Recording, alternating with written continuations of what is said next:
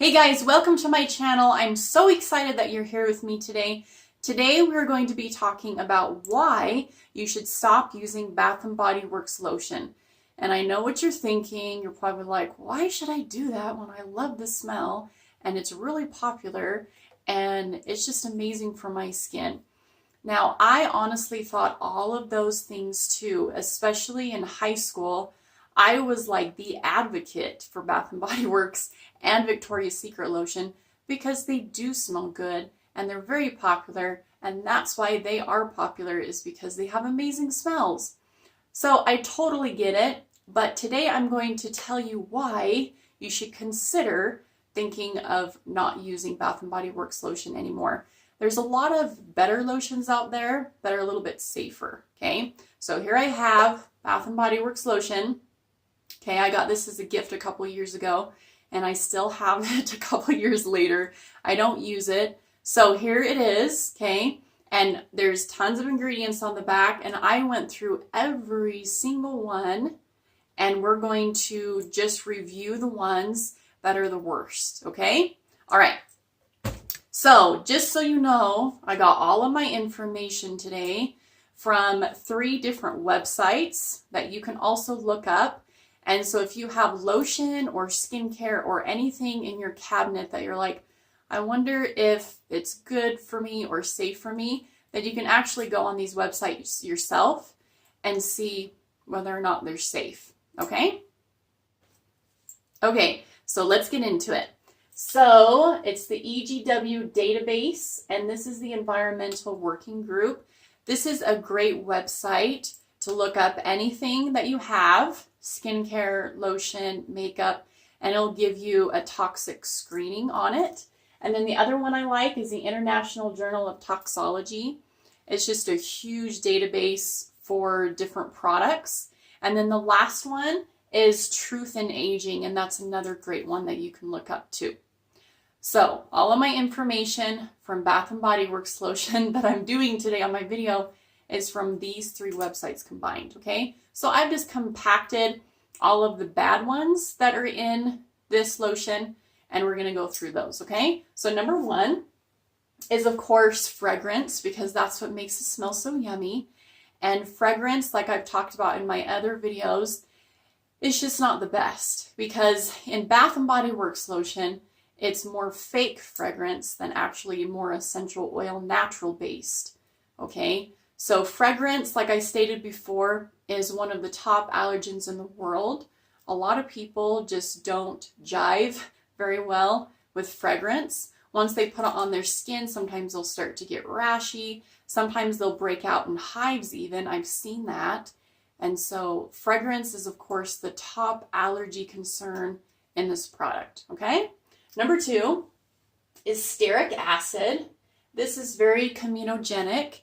And hopefully you're not putting Bath & Body Works lotion on your face. If you are, then it will cause breakouts. But what if you're putting it on your back? Maybe a lot of you do put it on your back, or maybe on your décolleté, and you're starting to see some bumps and some little breakouts, and that might be why. So just consider that. It also causes burning of the eyes. And so if you get it close to your eyes, then it's going to cause a reaction. Especially if you have it on your hands and then maybe you have an itch in your eye, then you're going to scratch it, then it will definitely cause a reaction, okay? Skin irritant, it's severe itching and harms aquatic life. So it's kind of funny that it causes severe itching in some cases, because usually we put lotion on so that we don't itch, right? But since this stearic acid is a concern, sometimes it just causes more irritants and more scratching to occur. And then also, if you do love animal life and aquatic life, then this is actually a harmful product for them. And if it gets in the ocean, then it harms the aquatic life. And that's not a good thing, right? Number 3 is PEG 100 stearate. And this is very unsafe on damaged skin. So if you have a cut or a wound or even an acne lesion somewhere on your body and you put the lotion over the top of it, it might be an irritant, and it might cause some scratching and topical dermatitis. And I do have a great example for that. My little 4-year-old girl, she had a little sore on her mouth, right, like by her lips, and she got into my lotions, okay, and she got into this one particular, and she put it on, and she started screaming bloody murder. So of course I went to go find her. What's going on? What's going on? And she told me that she had put this lotion on her wound, and it was stinging so badly. I could not get her to calm down. I had to put some water on it. I had to put some aloe vera on it. It was a crazy mess. So I know for sure that this is correct, that it does cause a lot of pain if you do get it into a sore, and it's very unsafe on damaged skin. It's cancer causing. I hate that. It's like a lot of the stuff that we are using that we really enjoy using are cancer causing. And so if you have a big background of cancer already in your family, then you really need to pay attention to what's going on your skin, okay? And then it does have a development and reproductive toxicity.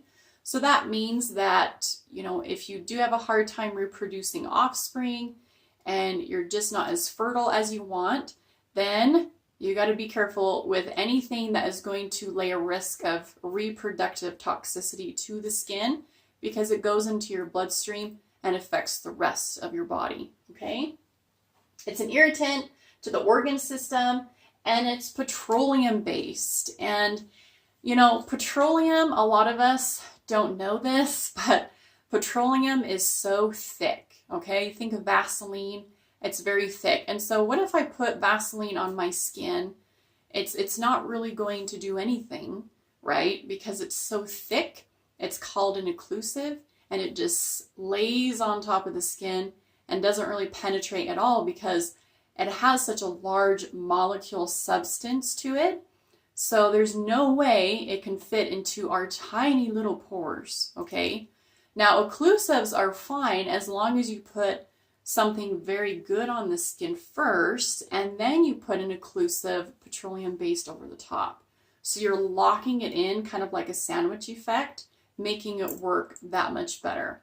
But if I were just to put a petroleum, really thick base lotion on my really dry skin, it's not going to do a lot of good. It's just too big of a molecule substance to do anything, if that makes any sense, okay? Okay, going on. Number 4, some of these words get really tricky. Diazoladinylurea. This is a preservative, and it's an irritant, and it causes allergies. So all of those things definitely do not sound good. It's funny, a lot of with these chemical ingredients, you can hardly pronounce the name because they are just chemicals, and chemicals are really hard to pronounce. So bear with me. Number 5, Disodium EDTA. This one is a penetration enhancer, so it pushes all the bad stuff into the skin deeper. That is not good.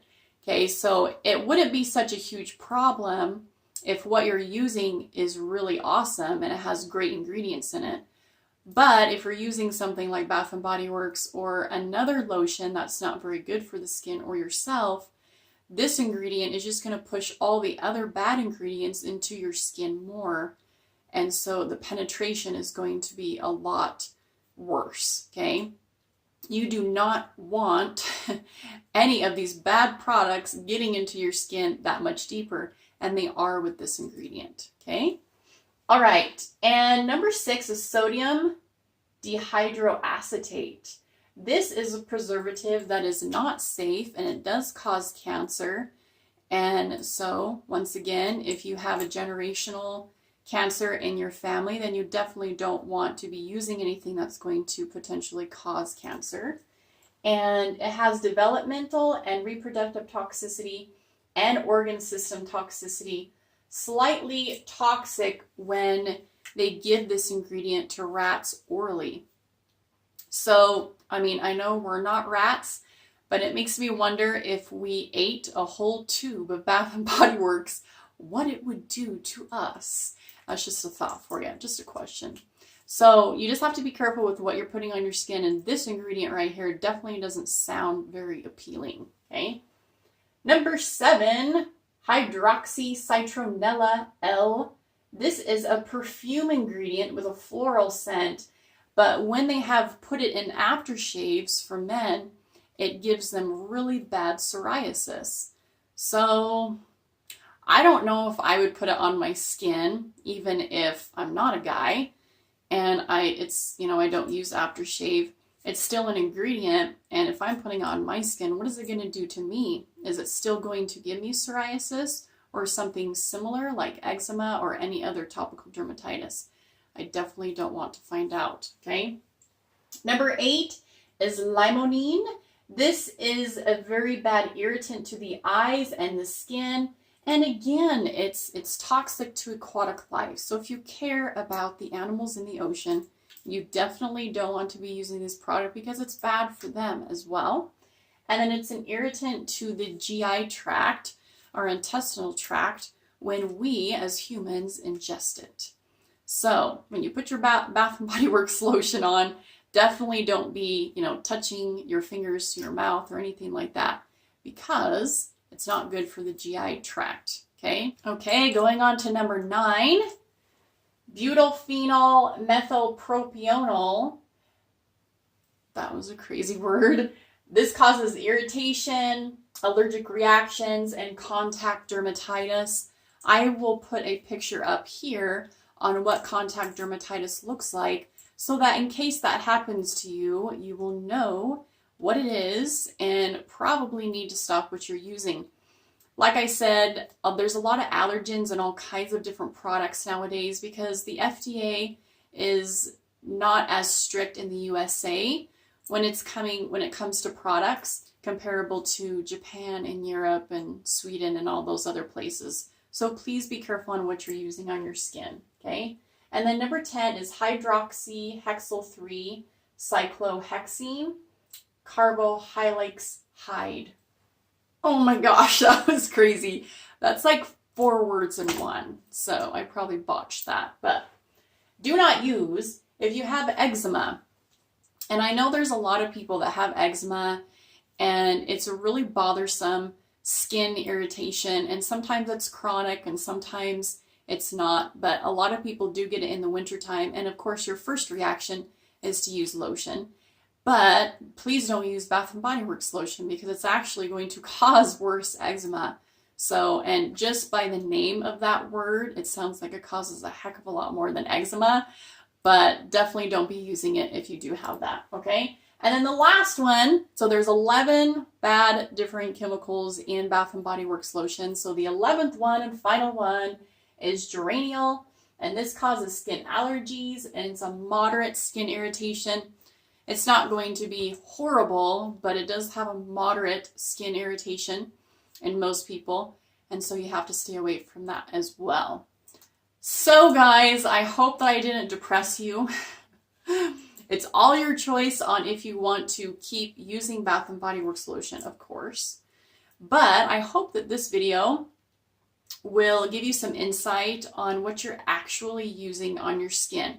There's a lot of great lotions out there, and a lot of those great lotions you can find at Natural Grocer, you can find at natural food stores, and they're a heck of a lot better for your skin because they actually use just essential oils, and that's what your skin and your body really needs because they have other benefits as well in essential oils. So please change it up. Please consider looking at your products a little bit more. Like I said, those 3 top websites are amazing, and they will really help you determine whether or not what you're using is actually safe for you and your family so that you don't have these nasty side effects to go with it, okay? All right, guys, thanks for watching. I will put a link in the description box below on different videos that I have out there. I have a great bubble bath video on why you should stop using bubble bath. Please check that one out. Bubble bath and shower gels can be also a really bad irritant for the skin as well. If you haven't subscribed, please subscribe. I would so appreciate it. like this video, comment down below. I would love to hear from you guys. If you have a lotion that you're wondering, should I be using this, should I not? Please send me a comment. I would love to read it, and I will catch you guys next time.